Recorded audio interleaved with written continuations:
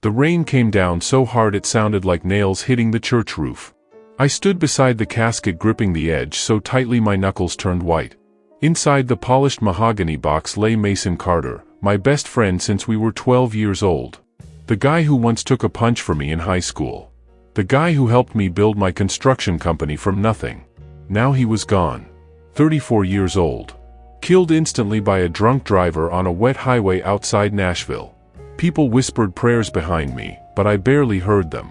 My ears rang with the last voicemail Mason had left me 2 nights earlier. "Take care of Ellie if anything ever happens to me." At the time, I laughed it off. Now it felt like a knife twisting inside my chest. That's when I noticed her. Eleanor Carter. Mason's older sister. She stood alone near the back pew wearing a simple black dress, hands folded tightly together like she was trying not to disappear. Most people ignored her. They always did. Small-town people had cruel names for women like Ellie. Spinster. Old maid. Too quiet. Too strange. At 39, she had never married. Never even dated publicly after some heartbreak years ago. She spent her life taking care of their sick mother and working at the local library while everyone else moved on. But when our eyes met across the church, I saw something nobody else noticed. She looked terrified. Not sad. Terrified. After the funeral, I found her standing alone under the church awning while thunder rolled overhead. "You shouldn't be out here alone," I said softly. She forced a weak smile. "I'm used to being alone." That line hit harder than it should have. Then she looked at me with trembling eyes. "Mason talked to me before he died," she whispered. "He said if something ever happened to him, you'd help me." The guilt in my chest turned unbearable. "Of course I'll help you." She hesitated before speaking again. "There's something else." I frowned. "What?" Her lips shook. "The house is being taken away. Mom's medical debt destroyed everything." I stared at her in shock. "How bad is it?" "They're giving me 30 days. Lightning flashed across the sky. And for the first time in years, Eleanor Carter looked directly into my eyes. "I don't want charity, Noah," she whispered. "But I don't know what to do anymore." Something inside me broke right there. Maybe it was grief. Maybe guilt. Or maybe it was the way she tried so hard not to cry. But before my brain could stop me, the words came out. "Marry me." Her eyes widened instantly. "What?" "We'll do it legally. You keep the house. My insurance covers your debts. People stop bothering you." I swallowed hard. It doesn't have to be real. Silence. Only rain. Only thunder. Then Eleanor whispered the words that changed my entire life. "Why would you do that for me?" I looked toward Mason's casket through the church doors. "Because I loved your brother." But deep down, I already feared I was about to love her too. The wedding happened 12 days later. No flowers. No music. No family celebration. Just a courthouse judge, 2 witnesses, and the awkward silence of a marriage built entirely on grief. Ellie wore a cream-colored dress she bought from a clearance rack. Simple. Elegant. Timeless. When she walked into the courtroom, every man there turned to look at her. That surprised me. Maybe because the town always acted like Eleanor Carter was invisible. But she wasn't invisible. Not even close. Her beauty was quiet, the kind you noticed slowly before it consumed you completely. The ceremony lasted less than 4 minutes. "Do you, Noah Bennett, take Eleanor Carter?" "I do." She looked at me nervously before whispering her own vows. "I do." And just like that, I had a wife. Outside the courthouse, people stared openly. I heard whispers immediately. He married Mason's weird sister? Probably pity. She trapped him somehow. Ellie kept her head down the whole walk to my truck. When we climbed inside, she gave a tiny laugh filled with pain. "Well," she said softly, "the town officially thinks you've lost your mind." I started the engine. Wouldn't be the first time. That earned a real smile from her. Small, beautiful, dangerous. The drive home felt strangely intimate. Her suitcase rested beside her feet. Her hands folded neatly in her lap. Every once in a while, I caught her staring out the window like she still couldn't believe this was happening. Neither could I. When we arrived at my house, she froze at the front door. "You okay?" She nodded quickly. "I just haven't lived with a man before." The honesty in her voice nearly killed me. Inside, I showed her the guest room, but she immediately shook her head. Noah, people will ask questions. So? We're pretending this marriage is real, remember? I rubbed the back of my neck awkwardly. Right. That night, she slept in my bedroom. I took the couch. Around midnight, I heard soft footsteps. Ellie appeared in the dark hallway holding a blanket. You'll ruin your back out here, she whispered. I'll survive. She hesitated before quietly saying, you don't have to punish yourself for being kind. I looked up at her. What does that mean? Her eyes softened sadly. You look at me like this marriage is a responsibility. She lowered her gaze. I don't want to become another burden in your life. God. She really believed that. I stood slowly. You are not a burden. For a second, neither of us moved. The tension between us felt sudden. Heavy. Unexpected. Then she handed me the blanket carefully, our fingers brushing for barely half a second. But somehow, that tiny touch stayed with me all night.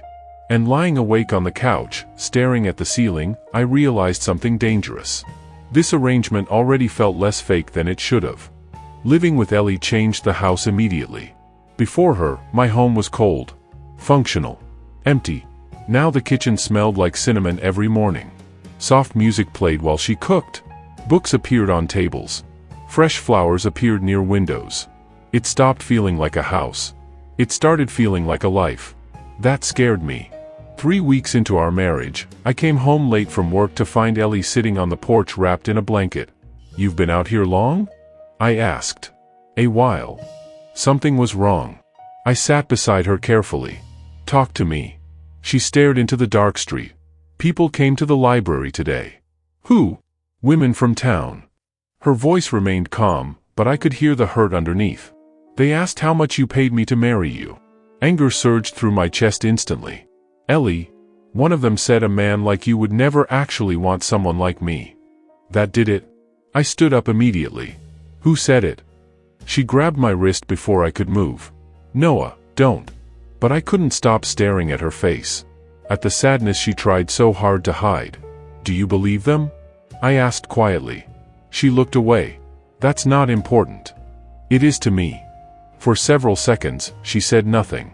Then finally, I spent so many years alone that eventually you start believing people when they say something's wrong with you. Her words hit me like a punch. I moved closer without thinking. There is nothing wrong with you. She laughed bitterly. Noah, I'm almost 40. I've never been married. I barely know how to talk to people anymore. You talk to me just fine. That's different. Why? Her breathing caught slightly. Because suddenly we were standing too close. Close enough for me to smell vanilla in her hair. Close enough to notice how beautiful her eyes really were. Then she whispered something that changed everything. Because when I'm around you, I forget how lonely I am. The air disappeared from my lungs. Her eyes widened immediately like she regretted saying it. I'm sorry, she said quickly. I shouldn't have. Before she could finish, headlights flashed across the driveway. A black SUV stopped outside the house. Ellie instantly went pale. I frowned. Who's that? But she already looked terrified again. Just like at the funeral. The driver stepped out slowly. Tall. Expensive suit. Cold expression. Ellie whispered his name like a nightmare returning. Daniel. I looked at her sharply. Who the hell is Daniel? She swallowed hard. My ex. And judging by the fear in her eyes, he was about to destroy the fragile peace we'd built together. Daniel Reed walked into my house like he owned it. Perfect haircut. Luxury watch. Smile faker than plastic. But the second he looked at Ellie, I saw something ugly underneath. Control. You look good, Eleanor, he said smoothly. She crossed her arms tightly. Why are you here? I heard you got married. His eyes shifted toward me. So this is the husband. I stepped forward calmly. You got a reason for showing up? Daniel smirked. Relax. I'm just checking on an old friend. Ellie visibly flinched at the word friend. Interesting. I noticed everything after that. The way she avoided eye contact. The way her breathing changed. The way her hands trembled slightly. This man had hurt her. Badly. Daniel walked around the living room casually. Honestly, Eleanor, I'm impressed. I didn't think you'd ever convince someone to marry you. That was enough. You need to leave, I said coldly. He chuckled. Touchy. Then he leaned closer toward Ellie. You never told him what happened between us? Her face lost all color. Noah, she whispered quickly, please don't listen. Oh, I think he deserves to know. Daniel's smile widened cruelly. Especially since you disappeared without explanation. I looked between them. What's he talking about? Ellie looked trapped. Cornered. Then Daniel delivered the blow. She was pregnant. Silence exploded across the room. I stared at Ellie in shock. Her eyes instantly filled with tears. Daniel continued casually, enjoying every second. She ran away before telling anybody. Lost the baby afterward. He tilted his head mockingly. Pretty tragic, honestly. Stop, Ellie whispered. But he didn't. You know what the funniest part was? After everything, she still begged me to stay. My vision darkened instantly. I grabbed him by the collar before I even realized I'd moved. You say one more word about her and I'll put you through that wall. Daniel smiled despite my grip. There it is. Ellie grabbed my arm desperately. Noah, please. Her voice broke me out of it. I shoved him backward. Daniel straightened his jacket calmly before heading for the door. But before leaving, he looked directly at Ellie. You can play house with him all you want, he said softly. But deep down, you know nobody stays with you forever. Then he left. The front door slammed shut. Ellie stood frozen in silence. I looked at her carefully. You don't have to explain anything. That made her cry harder. I was 26, she whispered shakily. He cheated on me with my best friend. When I got pregnant, he told me the baby ruined his future. My chest tightened painfully. She wiped tears quickly, embarrassed. I lost the baby from stress 2 weeks later. Her voice cracked. After that, I just stopped trying to love anyone. I moved toward her slowly. Ellie. But suddenly she stepped back. You should have married someone normal, she whispered. Then she ran upstairs. And for the first time since this marriage began, I realized I wasn't helping her because of Mason anymore. I was protecting the woman I was falling hopelessly in love with. For the next few days, Ellie avoided me. Not completely. She still cooked breakfast. Still smiled politely. Still asked about my day. But something had changed. A wall had gone back up. And I hated it. One rainy Friday night, the power went out across town. I found Ellie sitting in the kitchen surrounded by candles, reading quietly. The warm light danced across her face, making her look almost unreal. She looked up nervously when I entered. Storm knocked everything out. Yeah, I murmured. For a moment, neither of us spoke. Then thunder shook the windows hard enough to make her jump. You scared of storms? I asked. A little. Without thinking, I sat beside her. Close. Too close. The silence between us felt different now. Heavy with things neither of us knew how to say. Finally, she closed her book softly. Why are you really doing this, Noah? I frowned. Doing what? Staying. Her eyes searched mine carefully. You're kind to me even when you don't have to be. She swallowed hard. Most people eventually get tired of me. That's impossible. She gave a tiny sad smile. You don't know me that well yet. I stared at her for several seconds before answering honestly. I think I want to. The room went completely still. Rain hammered the roof. Candlelight flickered between us. And suddenly Ellie looked at me in a way she never had before. Like she wanted to believe me. But was afraid to. Then the thunder cracked loudly again. Instinctively, she grabbed my arm. And neither of us let go. Slowly, carefully. I turned toward her. She didn't move away. Her breathing became shaky. So this marriage still fake? I whispered. Her lips parted slightly. I don't know anymore.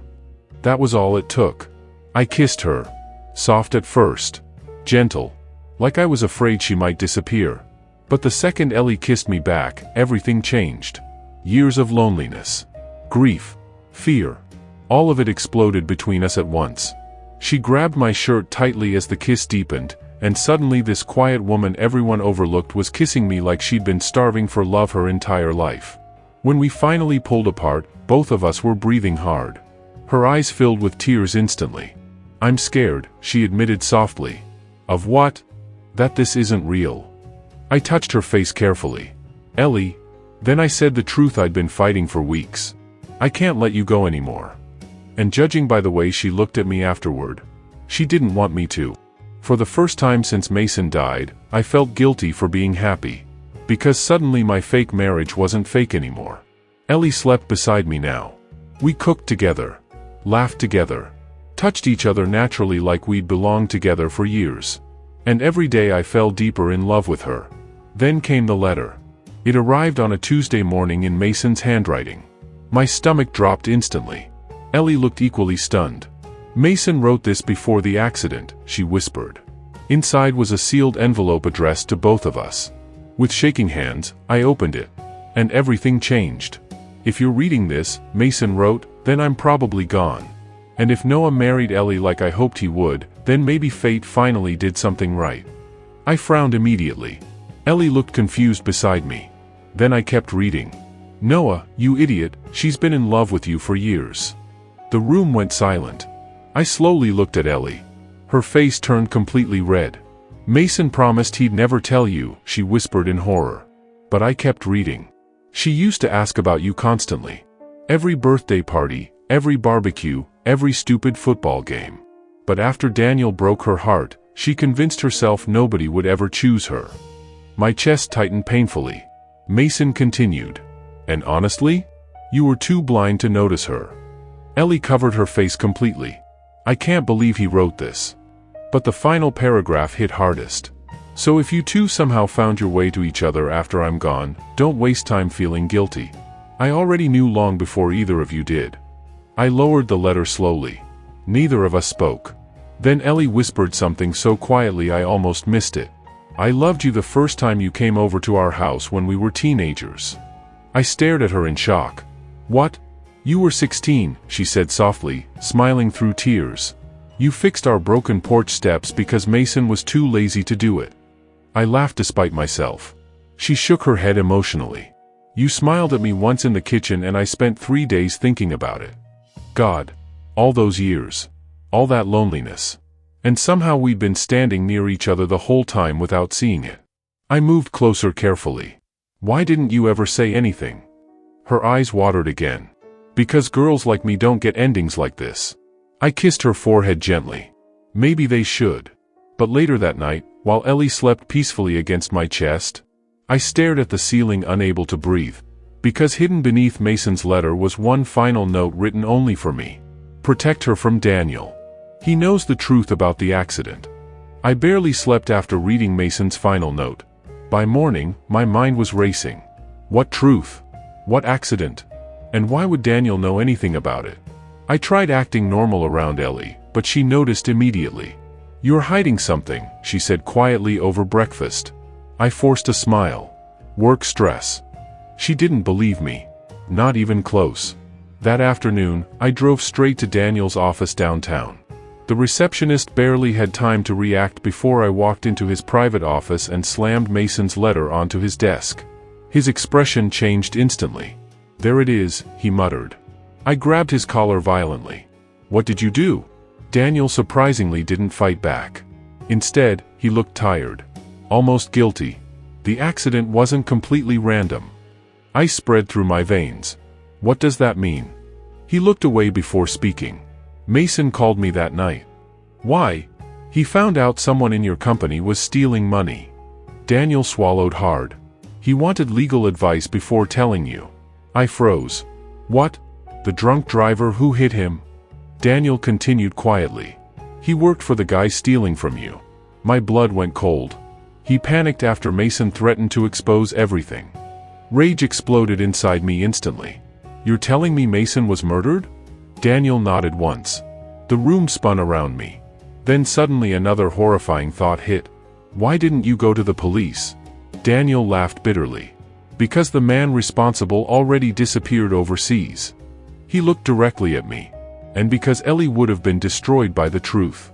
I stepped back slowly, breathing hard. Everything felt unreal. Then Daniel spoke again. There's something else you should know. I looked at him sharply. When Mason visited me that night, his voice softened slightly. He talked about you and Ellie for almost an hour. I frowned. He said if he ever died, the only man he trusted with her was you. My chest tightened painfully. Daniel shook his head slowly. You know what your problem is, Noah? I said nothing. You think saving her means protecting her from pain. His eyes darkened sadly. But Ellie's stronger than you think. Hours later, I returned home emotionally wrecked. Ellie immediately noticed my face. What happened? I stared at her for several seconds. Then I finally told her everything. About Mason. About the corruption. About the crash. And when I finished, Ellie simply stood there in silence. No tears. No screaming. Just heartbreak. Then finally she whispered the one thing I never expected. Mason died trying to protect you. The guilt nearly crushed me alive. But Ellie stepped closer instead of away. She touched my face gently. And through her own grief, she whispered, "Then we honor him by surviving this together." That was the exact moment I realized. I wasn't just in love with her anymore. She had become my home. 3 weeks later, the arrests finally happened. Federal investigators uncovered the fraud operation inside my company exactly where Mason suspected. The story exploded across local news. And suddenly, life became chaos. Reporters camped outside my house. People whispered everywhere we went. But through all of it, Ellie stayed beside me. Until the night she disappeared. I came home after meetings with lawyers to find the house dark. Empty. No note. No answer to her phone. Panic ripped through me instantly. Then I found the envelope sitting on our kitchen counter. My hand shook opening it. Noah, you deserve a life untouched by all this pain. Since I came into your world, you've lost your best friend, your peace, and almost your company. I can't be the reason your life keeps hurting. You were the greatest thing that ever happened to me. But I love you enough to leave. Ellie. My entire body went numb. No. Absolutely not. I drove through the storm for nearly 2 hours before realizing where she'd gone. The old lake house. The place Mason used to take us every summer.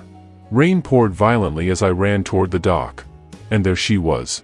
Standing alone at the edge of the lake wearing that same cream-colored dress from our courthouse wedding. She turned slowly when she heard me. Tears mixed with rain on her face. You shouldn't have come. I walked toward her furiously. Are you out of your mind? You deserve better than me. Stop saying that. My voice echoed across the water. Ellie froze. I moved closer, breathing hard. You think I married you because I felt sorry for you? I asked angrily. You think this was charity? She started crying harder. I ruined your life. I grabbed her face carefully. You saved my life. Silence. Only rain. Only thunder. You made this house feel alive again, I whispered emotionally. You made me laugh after Mason died. You made me believe love still existed. Her lips trembled violently. But I'm scared, she admitted. So am I. Then I rested my forehead against hers. But I'd rather spend one terrifying lifetime loving you than lose you forever. Ellie broke completely after that. She collapsed against my chest sobbing while I held her tightly beneath the storm. And for the first time in her entire life, someone stayed. 1 year later, the town barely recognized Eleanor Bennett. Neither did I sometimes. The quiet woman who once hid from everyone now laughed freely at community events. She reopened her mother's bookstore downtown. Kids adored her. Old women gossiped lovingly about her now instead of cruelly. And every single morning, she still looked at me like she couldn't believe I was real. Honestly, I felt the same way about her. On the anniversary of Mason's death, we visited his grave together carrying fresh lilies. Ellie stood silently for a long time before finally smiling softly. You were right about him, she whispered. I frowned. About what? He really was too blind to notice me. I laughed unexpectedly. Then I wrapped an arm around her waist as wind moved through the cemetery trees. I think he noticed eventually. She leaned against me quietly. We owe him everything. No, I said softly. He just gave us a push. Before leaving, Ellie placed a folded letter against Mason's headstone. What's that? I asked. She smiled mysteriously. Something I needed to tell my brother first. Later that night, curiosity finally got the better of me. What was in the letter? Ellie sat across from me at the dinner table smiling nervously. You really want to know? Absolutely. She reached into her purse and handed me a small photograph instead. I looked down. Then froze completely. It was an ultrasound picture. For several seconds, I couldn't even breathe. I slowly looked up at her. Her eyes filled with tears instantly. "You're going to be a father, Noah." The chair nearly crashed backward as I stood. "What?" She started laughing and crying at the same time. "I found out 2 weeks ago." I crossed the room in seconds and pulled her into my arms so tightly she squealed. "Oh my God," I whispered emotionally. Then suddenly she looked up at me through tears. "There's more." I blinked. "More?" She smiled shakily. "The baby's a boy." Emotion slammed into me so hard I nearly broke. Because somehow, without planning it, without trying, Mason was coming home to us in a different way. That night, lying beside my wife with her head on my chest, I realized something beautiful. I married my late friend's lonely sister because I thought I was saving her. But in the end, she was the one who saved me.